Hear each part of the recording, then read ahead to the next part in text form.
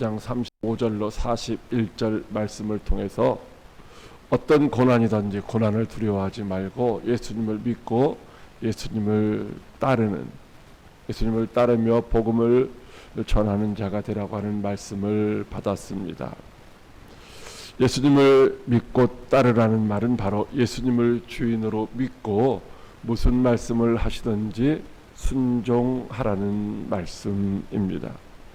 우리가 믿고 따르는 예수님은 우리가 만나는 크고 작은 모든 문제를 다 해결해 주실 수 있는 분이시기 때문이죠. 문제는 우리가 믿음이 부족하니까 믿음을 굳게 하고 주님을 따르라고 말씀을 하셨습니다. 그런데도 우리는 믿음이 부족하고 연약해서 온전한 순종을 하지 못하고 내 마음대로 내 뜻대로 살다가 이제 고난을 겪게 될 때가 있습니다. 그 고난은 감당할 수 없어서 우리는 때때로 낙심하기도 하고 실망하기도 합니다. 그렇다면 우리가 어떻게 하면 절망의 순간에도 포기할 수 없는 순간에도 절망하거나 포기하지 않고 온전히 주님만을 소망하며 믿음으로 승리하는 삶을 살아갈 수가 있을까요? 첫째로 응답하시는 주님께 부르짖으라고 하십니다. 시편 130편 1절 말씀입니다. 시작. 여호와여 내가 깊은 곳에서 주께 부르짖었나이다. 아멘.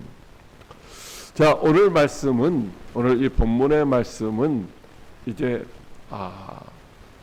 이 시편에 나와 있는 7개의 참회의 시라고도 이렇게 표현을 합니다. 즉 참회, 자기가 잘못했음을 고백하며 회개하는 그런 시라고도 이렇게 표현이 되어 있죠. 자, 이 참회의 시편은 바로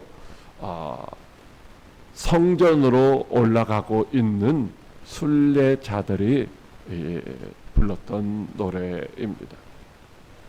그들은 하나님의 말씀을 따라 살지 못하고 말씀에 불순종하는 삶을 살다가 하나님의 진노의 심판을 받아서 저 이방 나라 먼 곳으로 포로로 끌려갔었던 자들 혹은 그들의 후손들입니다. 그들은 하나님이 없는 이방 땅에서 말할 수 없는 고난과 고통을 겪으며 살았습니다. 기쁨도 없고 안식도 평안도 아무런 소망도 없는, 그래서 슬픔과 절망 중에 살았던 사람들입니다. 그런데 지금 하나님의 은혜로 말미암아 꿈에도 그리던 그 예루살렘으로 돌아가게 되었습니다. 그때 예루살렘 성전을 향하여 올라가면서 부른 감사의 찬송이 바로 오늘 본문의 말씀입니다. 성전을 향하여 올라가는 순례자는 내가 깊은 곳에서 여호와께 부르짖었다라고 고백을 하고 있습니다. 여러분, 그가 말하는 그 깊은 곳, 그것은 인생의 가장 낮고 어두운 순간을 상징하는 말입니다. 바벨론으로 끌려가서 소망이 없는 고통스러운 생활을 하던 때를 가리키고 있는 것이죠. 자유도 없고 자기 소유도 없고 생명도 자기 것이 아닌 포로의 생활을 하는 그런 때를 가리키고 있는 말이죠. 다시 말하면 살 소망이 전혀 없는, 정말로 죽지 못해서 어쩔 수 없이 살아가던 그때를 가리키고 있는 것입니다. 여기서 그는 여호와께 부르짖었다고 말을 하고 있습니다. 여러분, 이 본문의 말씀에 히브리어 원문을 정확하게 해석하면 부르짖었다, 그러니까 깊은 곳에서 부르짖었다 여호와께, 이런 말입니다. 깊은 곳에서 여호와께 부르짖었다는 것. 이스라엘은 원래 동사민족이에요. 동사민족이기 때문에 그들은 항상 이 말에 어두에 동사가 위치합니다. 동사가. 그래서 그들은 원래 말하려면 부르짖었다. 여호와께 깊은 곳에서 이렇게 이게 단어가 나열되어야 되는데도 불구하고 그들은 너무나도 그들이 깊은 곳에서 겪었었던 그 환난, 그 고난이 컸기 때문에 전치사인 깊은 곳에서를 먼저 앞에 사용하고 있다고 하는 것이죠. 깊은 곳, 앞이 보이지 않는, 뭐 위를 쳐다봐도 도무지 솟아날 구멍이 없는, 도무지 빠져나올 수 없을 것 같은 막막한 상태를 비유하는 말이죠. 즉 우리가 한문으로 사용할 때 시면이라고 하는 아주 깊은 바다를, 깊은 연못을 의미하기도 하는 말입니다. 그가 그렇게 포로로 끌려서 겪어야 했었던 고난이 그렇게 말로 다 형언할 수 없는 크고 큰 것이었다라고 하는 것입니다. 그런데 그들은 그 절망의 늪에서 낙심하거나 좌절하지를 않았던 것입니다. 비록 절망의 자리에 있었지만 거기서 포기하지 않고 여호와 하나님께 부르짖었다는 것입니다. 왜 그렇습니까? 바로 여호와는 언약의 하나님, 약속에 신실하신 하나님이시기 때문에, 약속하신 것을 반드시 이행하시는 하나님이시기 때문에 그 하나님을 의지하고 고통과 절망의 자리에서도 좌절하지 않고 귀를 기울이시고 부르짖는 자의 아주 작은, 아주 세미한 음성까지도 들으시고 응답하시는 하나님께 부르짖어 간구했었던 것입니다. 그들이 그렇게 절망 중에도 여호와께 부르짖은 이유가 무엇입니까? 그들은 하나님의 진노 중에도 은혜로 자비를 베푸시고 구속하실 것을 믿었기 때문이라는 것입니다. 그들은 하나님께서 그들을 그 모든 죄악에서 구속하시겠다고 약속을 하셨기 때문입니다. 이사야 43편 10절 말씀에 나는 여호와라, 나 외에 구원자가 없느니라고 말씀하시고 있습니다.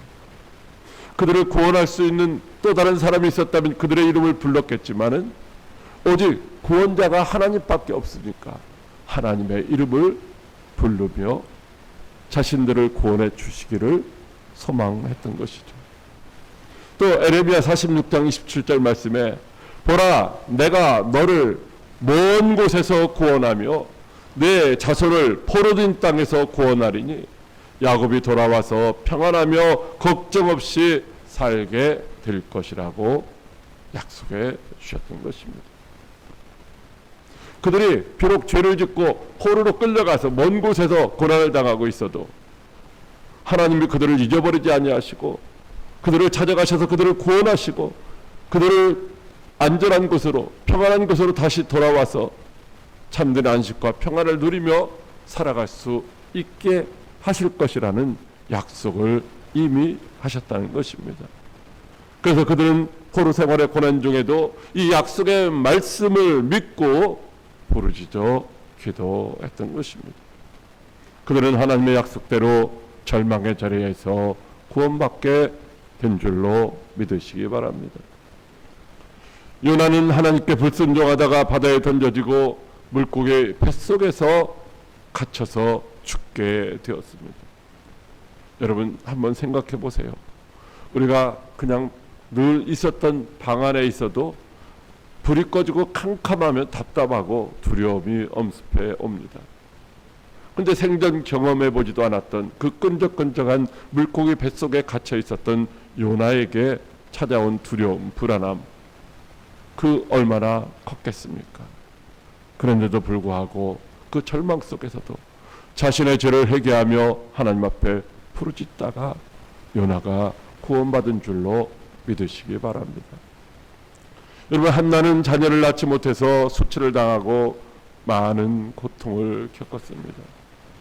여인이 당연히 출산해야 될 자녀를 출산하지 못함으로 말미암아 또 다른 여인을 남편이 아내로 맞이하고 그 아내를 통해서 자녀를 낳았을 때에 겪어야 하는 그 고난, 그 수치, 말로 다 형언할 수가 없을 것입니다. 그래서 한나는 하나님 앞에 나아가서 부르짖어 기도했습니다.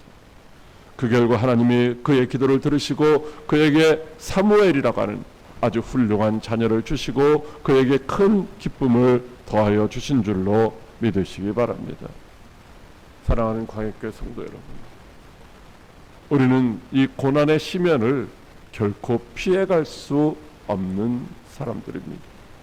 왜냐하면 우리는 하나님의 뜻대로 온전히 살 수 없는 연약한 존재들이기 때문입니다. 우리가 겪는 고난의 대부분은 죄와 허물로 인한 것이라는 것입니다.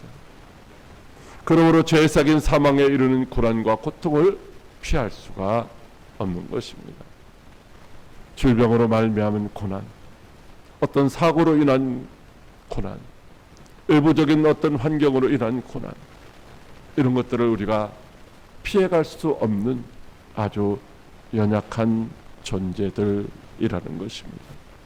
문제는 그 절망 속에서 우리가 누구를 의지하느냐 하는 것입니다. 우리는 절망의 자리에서도 하나님께 부르짖어 기도해야 하는 줄로 믿으시기 바랍니다. 하나님은 약한 자를 강하게 하시겠다고 하셨고 병든 자를 고쳐주시겠다고 하셨고 문제가 있을 때 해결해 주시겠다고 약속하셨기 때문입니다.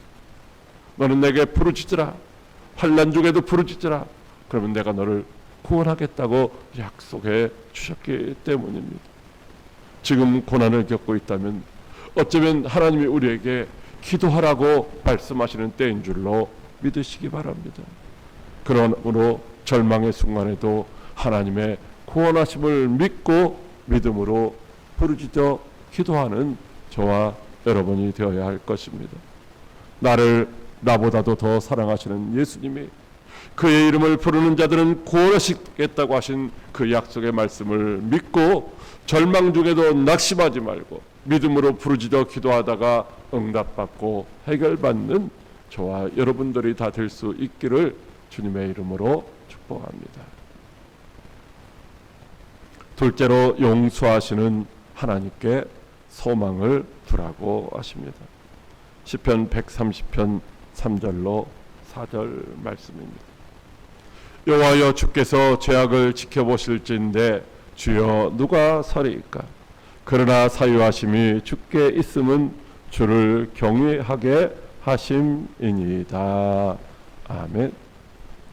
죄로 인하여 포로로 끌려갔던 순례자들, 지금 하나님의 은혜로 이제 예루살렘으로 돌아오고 있습니다. 거룩한 성 예루살렘으로 돌아오고 있는 그들도 여전히 죄와 허물로 가득한 연약한 인생들일 뿐인 것입니다. 마치 우리가 예수를 믿고 죄사함을 받았다고 하지만 여전히 우리 생활 속에서 하나님의 금하시는 죄를 범하며 살아가고 있는 것과 같은 것이죠. 그런데 어떻게 그 죄인들이 하나님의 성 예루살렘으로 돌아올 수가 있을까요? 그것은 바로 하나님이 그들의 모든 죄를 다 용서해 주셨기 때문입니다. 그렇습니다. 하나님 앞에서 모든 사람들은 다 죄인입니다.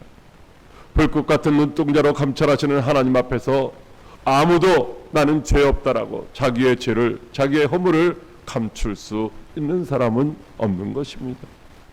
예수님은 분명하게 말씀하시기를 의인은 없나니 하나도 없다라고 말씀하셨습니다.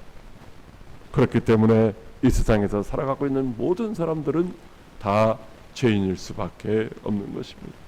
다만 하나님은 우리의 모든 죄를 얼마든지 용서하시는 분이십니다. 그래서 인자하심과 풍성한 구속이 있는 그 하나님께 소망을 두라고 하시는 것입니다. 이사야 44편 22절 말씀에 내가 네 허물을 빽빽한 구름같이 내 죄를 안개같이 없이 하였으니 너는 내게로 돌아오라. 내가 너를 구속하였음이니라. 아멘.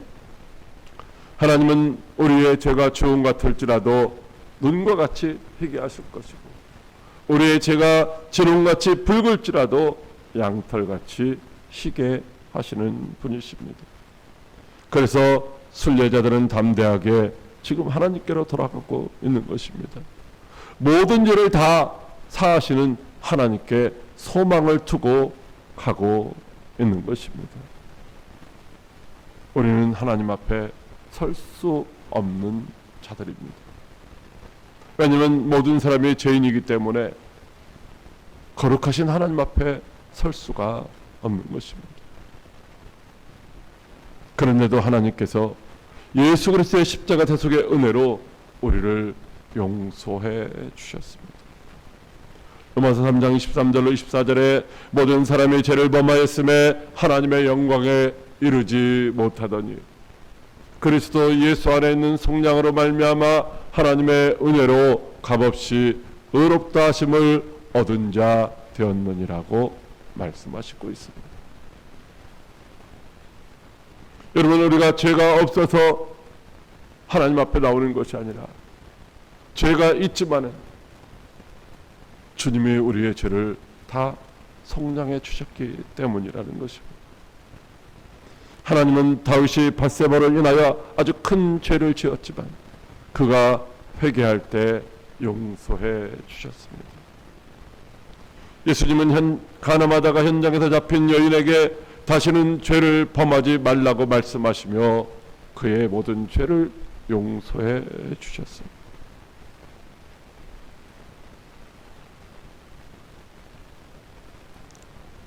여러분, 우리가 용서받는 것은 내가 용서받을 일을 했기 때문에 용서받는 것이 아니라 바로 하나님의 자비하심과 긍휼하심 때문이라고 하는 것이죠.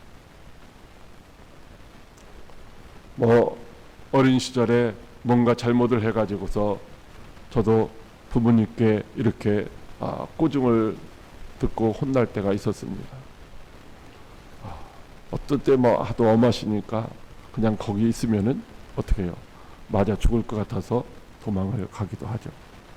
그런데 아주 도망가는 것이 아니라 이제 조금 시간이 지난 다음에 다시 슬그머니 집으로 들어가면은 또 아무 일도 없었던 것처럼 그냥 이렇게 또 받아주시기도 합니다. 다시 돌아갈 수 있었던 것은 내가 돌아가도 그때뿐이지 나를 절대 죽게 할 것이라고 하는 생각을 하지 않기 때문이죠. 나를 용서하실 것이라고 하는 그런 생각을 했기 때문이죠. 여러분, 마찬가지입니다. 지금도 우리 자신이 죄인임을 고백하며 예수 그리스도의 십자가 대속의 은혜를 믿는 자들은 누구든지 무슨 죄든지 다 용서받는 줄로 믿으시기 바랍니다. 그러므로 예수님의 십자가 대속의 은혜를 믿고 날마다 구원의 하나님께 소망을 두며 하나님 앞에서 살아가는 우리 모두가 다 될 수 있기를 주님의 이름으로 축복합니다. 셋째로 하나님께 소망을 두고 말씀을 기다리라고 하십니다. 시편 130편 5절 말씀 시작. 나 곧 내 영혼은 여호와를 기다리며 나는 주의 말씀을 바라는도다. 아멘. 여기 하나님께로 돌아가는 순례자들이 기다리는 것이 있는데 이 기다림은 그냥 단순한 기다림이 아니라는 것입니다. 시간이 지나고 세월이 지나면은 찾아오는 것이라고 생각하는 그런 기다림이 아니라 그들은 아주 온 몸과 온 마음과 아주 생명까지도 다해서 의지를 가지고 열의를 가지고 간절하게 소망하는 것이다 라고 하는 것입니다. 그래서 그는 이렇게 표현을 하고 있습니다. 파수꾼이 아침을 기다림보다 내 영혼이 주를 더 기다리라니 참으로 파수꾼이 아침을 기다림보다 더하다 라고 하는 것입니다. 여러분, 이 파수꾼이 기다리는 아침은 인간의 기다림 가운데서 가장 길고도 간절한 기다림이라는 것입니다. 군대에서 보초를 서본 사람들은 파수꾼이 기다리는 아침이 어떤 것인지를 짐작을 할 수가 있죠. 밤을 지새우는 그 극도의 피곤함, 또 불안함, 두려움 가운데서도 결코 긴장을 늦출 수 없는 그런 기다림입니다.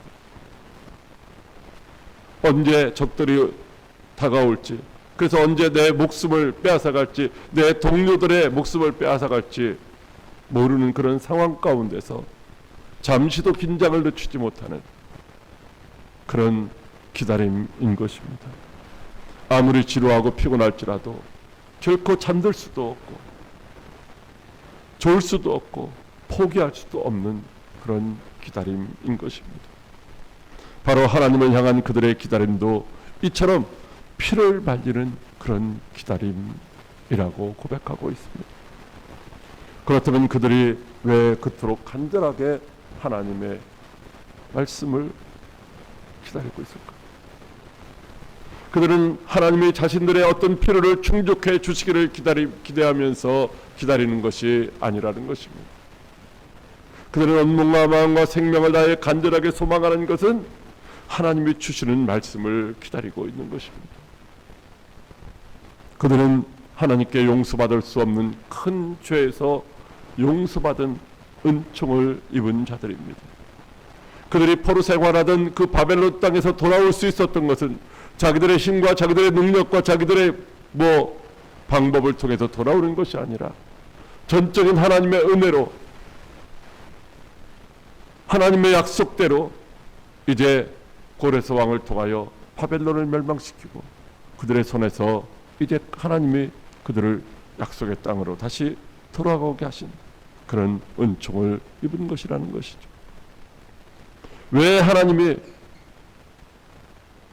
그들을 그렇게 용서하셨을까? 오늘 말씀에 그들이 이 사죄의 은총을 입은 것은 바로 하나님을 경외하게 하시기 위함이라고 말씀하시고 있는 것입니다. 용서받고 자유함을 얻은 우리들이, 제사함을 얻은 우리들이 이제 자유함을 얻었으니 자유를 누리며 내 맘대로 내 뜻대로 마음대로 살자가 아니라 용서받을 수 없는 죄에서 용서받은 사람들이 바로 하나님을 경외하는 삶을 살게 하시기 위함이라는 거죠. 성경에 보면 어떤 사람이 1만 달란트라고 하는 도무지 갚을 수 없는 것을 다 탕감을 받았습니다. 그 탕감을 받은 사람은 어떻게 살아야 됐을까요? 자기도 당연히 누군가를 용서해주는, 탕감해주는 그런 삶을 살아야 하는 것이었죠. 그런데 그는 그러지 못했습니다. 자기의 이제 동료가 자기에게 100데나리온, 얼마든지 갚을 수 있는 돈이지만은 그 친구가 갚을 형편이 못 돼서 못 갚았을 때에 그를 바로 빚을 안 갚는다고 감옥에 갖다 쳐넣었던 것이죠. 자기가 탕감받은 것과는 비교하면 아무것도 아닌 것인데 그는 탕감해주지 못하는 삶을 살았기 때문에 도리어 다시금 그는 이제 옥절에 붙여지고 고난을 겪어야 했었던 것이죠. 용서받은 인생, 하나님의 은총을 입은 인생은 바로 하나님이 우리를 구원하신 이유가 무엇인 줄 알고 그 하나님을 기쁘시게 하는 삶을 살아야 하는 것입니다. 그래서 그들은 온전한 마음으로 하나님의 말씀을 기다리고 있는 것입니다. 하나님이 무슨 말씀을 하시든지 순종하려고 기다리고 있는 것입니다. 그 기다림이 파수꾼이 아침을 기다림보다 더 간절하게 하나님이 무슨 말씀을 하시든지 그대로 순종하려고 기다리고 있는 거예요. 여러분, 하나님께 소망을 둔 기다림은 반드시 이루어지는 줄로 믿으시기 바랍니다. 하나님께 소망을 두고 기다리는 자들은 반드시 약속하신 은혜와 축복을 누리게 되는 줄로 믿으시기 바랍니다. 여러분, 아브라함은 하나님이 약속하신 자녀를 믿음으로 기다리다가 100살의 나이에 이삭이라고 하는 약속의 자녀를 얻었던 것입니다. 성경의 시므온이라고 하는 사람은 성령의 지시를 받아서 기다리다가 나이 많아 늙어서 포기하지 않고 기다리다가 성전을 떠나지 않고 기다리다가 아기 예수님을 만나게 되었던 것입니다. 제자들은 예루살렘을 떠나지 말고 예수님이 약속하신 것을 기다리다가 하는 그 말씀에 순종하여 하루 이틀 3일 4일 사람들이 떠나가도 떠나지 않고 포기하지 않고 열흘 동안 기다리다가 성령의 충만함을 받아서 하나님이 주신 사명들을 잘 감당하게 된 줄로 믿으시기 바랍니다. 사랑하는 광역교회 성도 여러분, 우리는 어떤 고난이 있어도 예수님을 따라 복음의 씨앗을 뿌려야 하는 사명이 있는 자들입니다.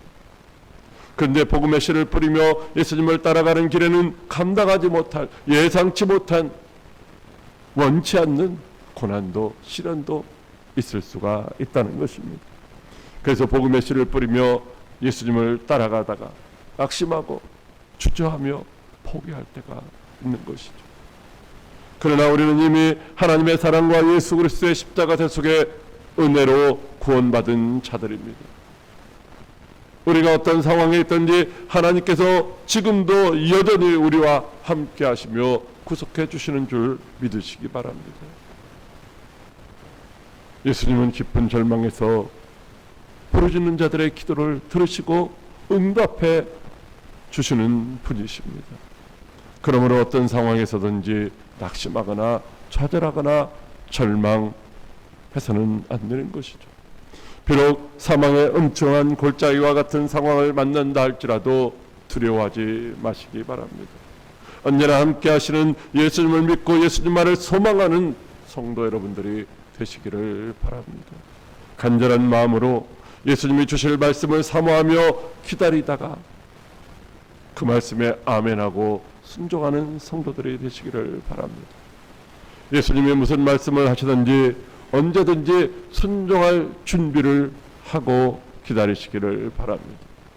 예수님이 약속하신 말씀을 붙잡고 기다리는 믿음의 사람들이 되시기를 바랍니다. 그리하여 예수님이 원하실 때 어디서든지 항상 쓰임받는 자가 되시기를 바랍니다. 말씀에 순종하여 복음의 씨를 뿌리는 전도자가 되시기를 바랍니다. 그리해서 주님 앞에 서는 날 정말로 잘했다고, 착하고 충성된 종이라고 칭찬받고 면류관 받았을 수 있는 저와 여러분들이 다 되시기를 주님의 이름으로 축복합니다.